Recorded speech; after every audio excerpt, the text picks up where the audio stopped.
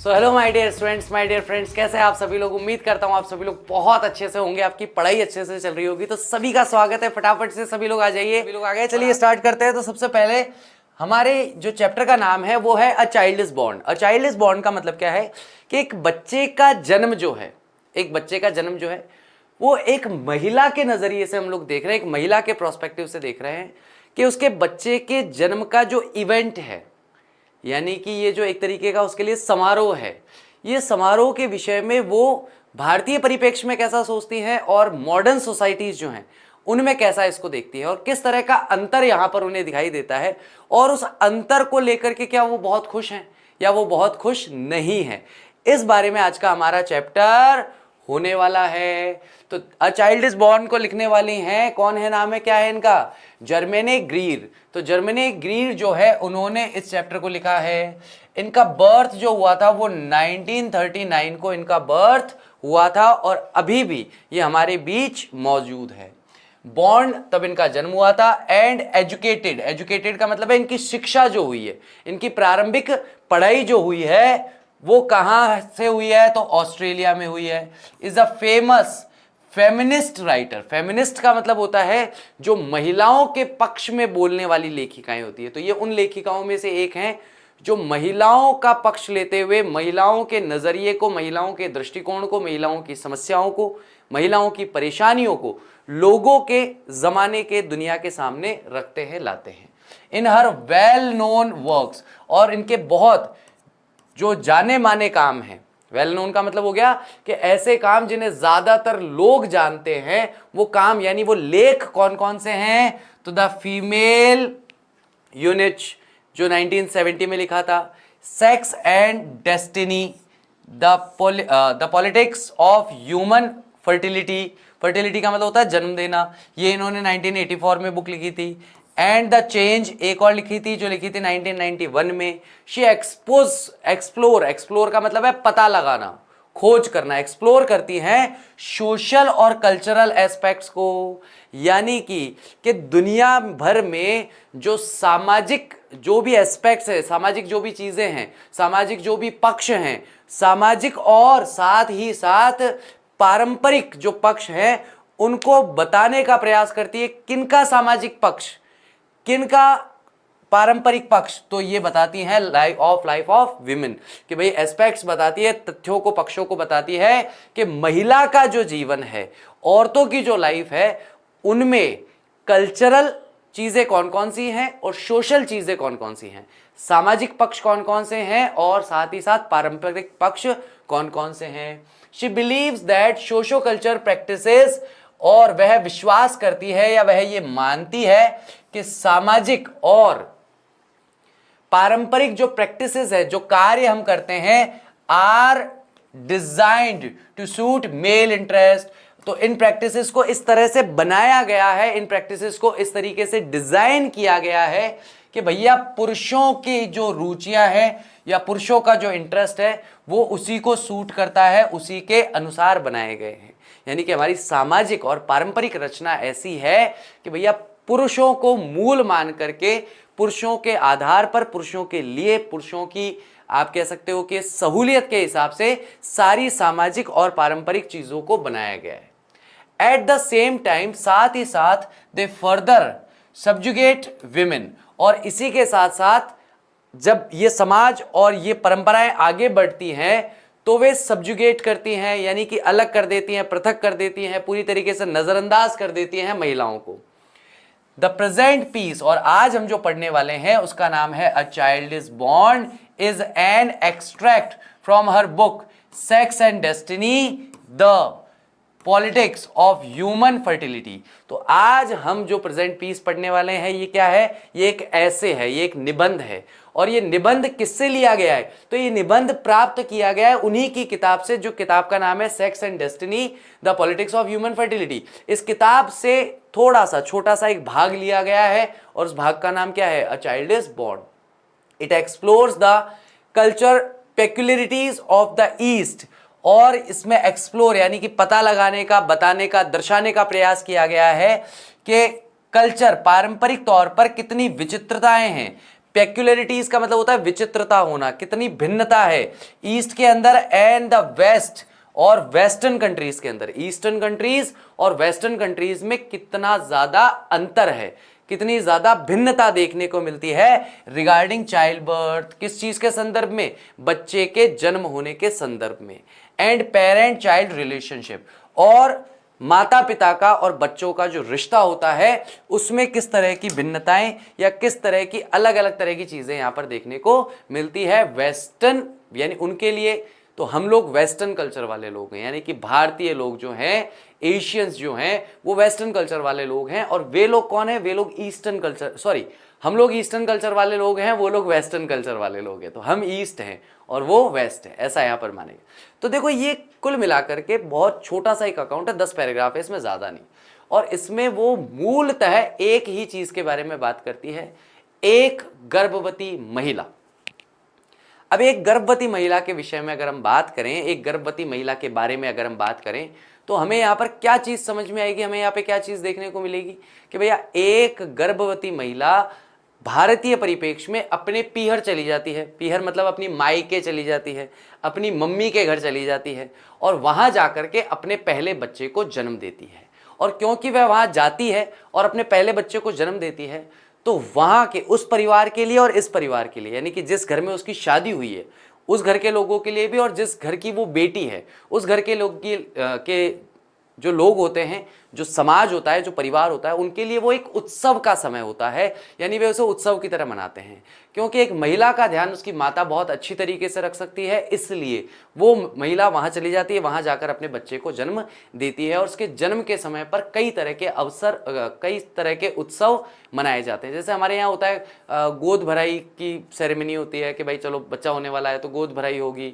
उसके अलावा बच्चा होने के तुरंत बाद 5-7 दिन बाद हमारे यहाँ एक राजस्थान में एक वो होता है नावन, सूर्य पूजन होता है कि उस दिन सूर्य पूजा की जाती है। और हम सब जानते हैं बिहार में भी इस प्रकार के बच्चों के जन्म के समय पर उत्सव मनाए जाते हैं, और अलग अलग तरीके से अलग अलग समाजों में भी उत्सव मनाए जाते हैं।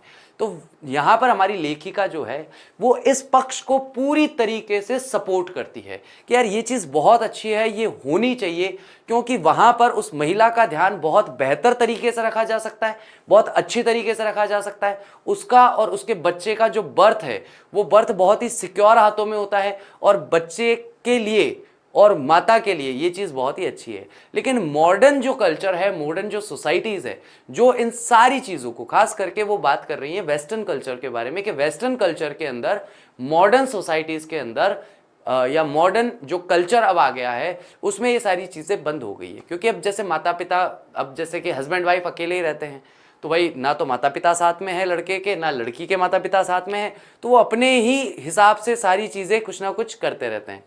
इसलिए हम यहाँ पर देखते हैं कि हमारी लेखिका जो है वेस्टर्न कल्चर को, जहाँ पर ना बच्चे की कोई सिक्योरिटी है, ना कोई उत्सव है बच्चे का जन्म होना, उसको पूरी तरीके से नकारती हैं, और किस प्रकार से महिला के लिए और उसके बच्चे के लिए पीहर में जन्म का जो कॉन्सेप्ट है वो बहुत अच्छा है, उसको ये यहाँ पर इस ऐसे में सपोर्ट करती है। ठीक है गाइस, तो ये कुल मिलाकर के हमारा पूरा ये है। A child is born is an ऐसे। तो अ चाइल्ड इज बॉर्न जो है वो एक निबंध है, रिटन बाय जर्मनी ग्रीर, और जर्मनी ग्रीर के द्वारा इसे लिखा गया है। इन दिस ऐसे, इस ऐसे में शी हैज फोकस्ड, फोकस्ड का मतलब होता है उसने ध्यान दिया है, केंद्रित करा है।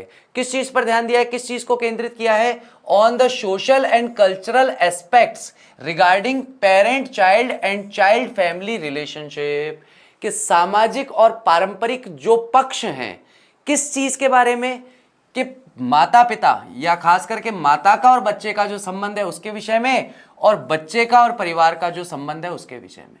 आज के समय में आप देखोगे कि ऐसे लोग जो कि भाई केवल जैसे बच्चा हुआ तो वो बाहर रहते हैं, पति पत्नी कहीं बड़े शहर में रहते हैं, और बड़े शहर में रहते हैं तो वहां पर उन्होंने काम वाली बाई लगा रखी है, बच्चे के लिए एक नर्स लगा देंगे, हाँ एक आया बोलते हैं ना अपन, दाया बोलते हैं, आया बोलते हैं, है ना, तो वो लगा देंगे जो बच्चे का ध्यान रखेगी। एक तरफ आप लोग जो केवल घर वालों ने केवल पैदा ही किया है, बाकी पले बड़े किनके पास हैं? ताऊजी ताई जी की गोद में, भुआ की गोद में, दादा दादी के पास, पले बड़े तो कहाँ हैं? पूरे परिवार से। तो माता पिता का तो केवल इतना ही था कि हाँ भाई पैदा है, बस ठीक है भाई, पैदा कर दिया, ये भाई छोड़ दिया, छोड़ करके अब सारे घर वाले अपने आप संभाल रहे हैं। बच्चा कब बड़ा हो जाता है पता ही नहीं चलता, और बच्चे को सबसे लगाव होता है, सबसे वो अपनापन देखता है। बुआ को देखेगा खुश होगा, दादा को देखेगा, दादी को देखेगा। दादा भी जो हमेशा ऐसे गुस्से में रहने वाले दादा होते हैं, वो भी बच्चे को देख आजा भाई, तू मूछे भी खींच ले, तू मेरी पगड़ी भी उतार के नीचे गिरा दे, जो करे कर ले। इतना स्नेह मिलता है उसे उस परिवार से। और जहां पर ये होता है कि केवल हस्बैंड वाइफ है, बच्चा है, हस्बैंड चले गए नौकरी पे, वाइफ चली गई नौकरी पे, बच्चा पल रहा है, बड़ा होने के बाद जैसे ही घर में आता है और वो क्या बता, अरे पैर छू दादाजी, हाय दादू क्या हालचाल, बस दूर से सलाम। अरे आजा 5 मिनट बैठ जा, मेरे से बात तो कर ले। क्या बात करूं, मैं आपको जानता ही नहीं हूं, ना मैं आपको जानता हूं, ना आप मेरे को जानते हो, ना आपकी रुचि में मेरी रुचि है, ना मेरी रुचि में आपकी रुचि है, तो इसलिए क्या बातें करेंगे। बस ठीक है, प्रणाम करा, साइड में जाके बैठ गए अपने, वही फ़ोन निकाल के टकर टकर टकर फ़ोन पे गेम खेलना। परिवार जुड़ा कहाँ, कल्चरल एस्पेक्ट कहाँ रहा, परिवार तो जुड़ ही नहीं पाया। उस बच्चे ने कभी उस फैमिली को, उस परिवार को परिवार की तरह देखा ही नहीं, उनके साथ वो कभी जिया ही नहीं, उनके साथ वो कभी रहा ही नहीं, तो कैसे उसके अंदर वो फैमिली बॉन्ड जो है वो कैसे डेवलप होगा। इसलिए यहां पर हम देखते हैं कि भाई वो फोकस कर रही हैं कि बच्चे का और माता का जो रिलेशन है और बच्चे का और परिवार का जो रिलेशनशिप है वो अच्छा होना चाहिए। She says that the celebration at the time of a child's birth is mainly seen in the traditional societies। कि हम जो सेलिब्रेशन देखते हैं बच्चे के जन्म के समय पर, मुख्य तौर पर उसे देखा जाता है केवल पारंपरिक जो समाज हैं उनमें। जैसे भारतीय समाज एक पारंपरिक समाज है, तो भारतीय समाज में आपको देखने को मिलेगा ही मिलेगा, ठीक है, भारतीय समाज में आपको ये चीज मिलेगी ही मिलेगी। And the birth is often attended there, और जो जन्म होता है उस जन्म को अक्सर वहां पर अटेंड किया जाता है।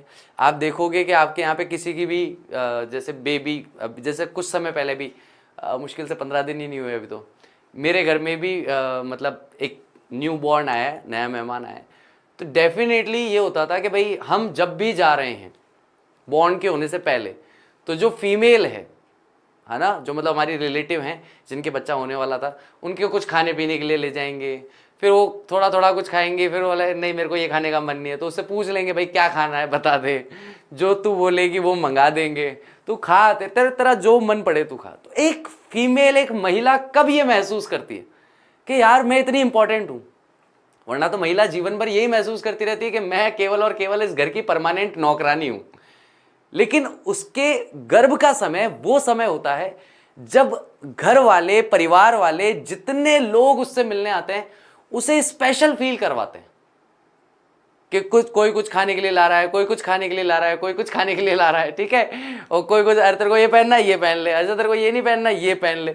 जो लड़ाई झगड़ा करने वाली सास और ननंद भी होती है ना, वो अगर उस सास की या ननंद की किसी साड़ी को देख के बोल देना कि दीदी या मम्मी जी ये साड़ी तो मुझे चाहिए, वो तुरंत ही उसको धो करके दे, ये ले तू रख ले, कोई बात नहीं तू रख ले, तू कोई बात नहीं, तेरे को जो चाहिए ले, ठीक है। तो ऐसा जो महसूस करने वाली बात है, जो फील करने वाली बात है कि बर्थ जो है उसको ज्यादातर अटेंड किया जाता है when a girl is pregnant for the first time. कोई भी लड़की जब पहली बार, कोई भी महिला जब पहली बार गर्भ से होती है, गर्भवती होती है, she goes to her mother's house, वह अपनी माता के घर जाती है। She receive love from all the members of the family, और उसे बहुत ही प्रेम मिलता है, बहुत ही प्यार मिलता है पूरे के पूरे परिवार से। And all the activities are like a celebration there, और जो भी एक्टिविटी होती है, जो भी काम होता है वो वहां पर कैसा होता है, सेलिब्रेशन की तरह होता है, जैसे कोई जश्न बन रहा हो। 7th और 8th महीने के अंदर देखो आप महिलाओं के खाने के मजे, और चाइल्ड बर्थ के बाद हैं गोंद के लड्डू बन रहे हैं, ये लड्डू बन रहे हैं, वो लड्डू बन रहे हैं, घी तो यूं उंदाते हैं उसके अंदर, घी के तो यूं के टप भर के डालते हैं, बोले अरे लगा तो ठीक है चलो। इन ईस्टर्न सोसाइटीज, यहाँ पर हम ईस्टर्न सोसाइटीज की अगर हम बात करें, all the children are reared together, तो यहाँ पर सारे के सारे बच्चे जो हैं साथ में मिलकर बड़े होते हैं। Mother and child both are treated with equal respect, बच्चे को और बच्चे की माता को ट्रीट किया जाता है, उनके साथ व्यवहार किया जाता है बिल्कुल समान सम्मान के साथ में। बट इन मॉडर्न सोसाइटीज, लेकिन अगर हम मॉडर्न सोसाइटीज की बात करें, सच अ वार्मनेस इज नॉट सीन, तो वहां पर ऐसी गर्मजोशी देखने को नहीं मिलती है। फाइनली अंततः it's an awesome presentation of Germaine Greer, ये एक बहुत ही शानदार या लाजवाब प्रस्तुति है जर्मनी ग्रीर की, where she has beautifully expressed the cultural peculiarities of the East and the West, जहां पर वह बहुत ही खूबसूरती से एक्सप्रेस करती है, हमें बताती है, क्या बताती है कि भाई जो पारंपरिक और साथ ही साथ जो सामाजिक जो पेक्युलरिटीज है, जो विचित्रताएं हैं, भिन्नताएं हैं, कि किस प्रकार से भिन्न है। ठीक है, ईस्ट एंड द वेस्ट, तो ईस्ट जो है वो कैसे अलग है, वेस्ट जो है वो कैसे अलग है। तो ईस्टर्न कल्चर हमारा कल्चर, वेस्टर्न कल्चर जो है पश्चिमी सभ्यता वाला, वो दोनों में क्या अलग है, क्या भिन्नताएं हैं, उसे यहां पर बहुत अच्छी तरीके से बताया जाता है। ठीक है, तो इसलिए हमें यहां पर देखना होता है। अभी जो हमारे घर में न्यू बॉर्न आया था, वो मेरे साले साहब जो हैं, मतलब मेरी वाइफ के जो ब्रदर हैं, उनकी जो वाइफ है, उनको बेबी हुआ था अभी लास्ट एक दिन। मैंने जब छुट्टी ली थी अराउंड 27-28 के आसपास, मैं तो भूल भी गया तारीख सॉरी। लेकिन हाँ भाई, मैंने भी बहुत नज़दीक से देखा है कितना ध्यान रखा जाता है। तो जैसे मैं उनको डॉक्टर के भी लेके जाता था, तो कार में बिठा के लेके, तो कार ऐसे बिल्कुल ही 30 की स्पीड पे कार चल रही है। बाकी मैं कार चलाऊँ 30 की स्पीड पे, सवाल ही पैदा नहीं होता मैं तो थोड़ी तो तेज चलाता हूँ, 60-80 तो चलाता हूँ कम से कम कार में, बिल्कुल धीरे, टक टक टक टक टक टक टक, कुछ नहीं। रास्ते में जो दुकानें देखे, तो मैं हूँ, मेरी वाइफ है, मेरी वाइफ की मॉम है, हम पूछते हुए चल रहे हैं उनसे क्या खाना है, कहीं जूस पीना है कचौरी वाले देखा कचौरी खानी है, पिज़्ज़ा वाले देखा पिज़्ज़ा खाना है, जो खाना है बताओ, आपको जो खाना है, जो पीना है, जो पहनना है, जो आपको अच्छा लगे वो सब ठीक है। तो डेफिनेटली एक बहुत ही वार्मथ आप महसूस करते हैं। एक फीमेल प्रोस्पेक्टिव से आप सोचिए, एक महिला जो शादी होकर के आई है, वो केवल और केवल दिन रात सुबह शाम घर के काम में ही लगी रहती है। अगर वो जॉब में नहीं है, तो जॉब में है तो उसका जीवन तो और ज़्यादा नरक है उस महिला का जीवन। तो उसको सुबह 6 बजे 5 बजे उठ के घर का काम करना है, फिर नौकरी करने जाना है, फिर नौकरी करके वापस आके घर का काम करना है। ऐसे में आप अपनी मम्मी की तरफ देखोगे, आप अपने ताई जी की तरफ देखोगे, दादी की तरफ देखोगे, तो आपको पता चलेगा कि यार ये पूरे जीवन भर परिवार से नज़रअंदाज ही रहती हैं, नेग्लेक्ट ही रहती हैं। किसी का बर्थडे आ गया तो आओ चलो चलो बर्थडे, चलो साड़ी दिला के ले आते हैं, बर्थडे है, शादी की सालगिरह है, चलो तुम्हें कुछ खिला पिला लाते हैं। बाकी क्या जीवन है एक महिला का, सुबह से लेकर रात तक। आप अपनी मम्मी के जीवन को देखिए, मुझे बताइए क्या जीवन है उनका।